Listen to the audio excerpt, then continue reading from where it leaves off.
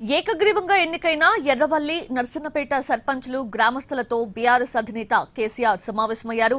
అన్ని కాలాలు తమకి అనుకూలంగా ఉండవని, కష్టాలు కూడా వస్తాయని అన్నారు.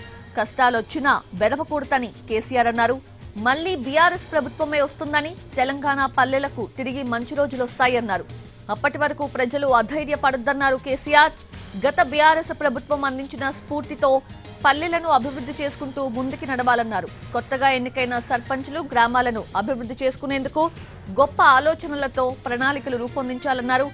గంగదేవిపల్లి వంటి అభివృద్ధి చెందిన స్వయం సహాయక గ్రామాలను ఆదర్శంగా తీసుకొని ప్రజల భాగస్వామ్యంతో కమిటీలు వేసుకొని పల్లెల అభివృద్ధికి పాటుపడాలన్నారు. ఎవరో ఏదో చేస్తారని ఆశలు పెట్టుకొని ఆగం కావద్దన్నారు కేసీఆర్.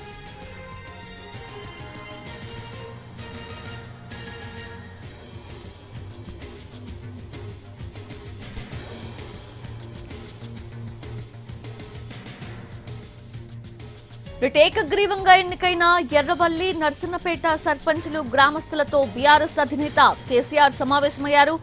అన్ని కాలాలు తమకి అనుకూలంగా ఉండవని, కష్టాలు కూడా వస్తాయని అన్నారు. కష్టాలొచ్చినా బెరవకూడదన్నారు కేసీఆర్.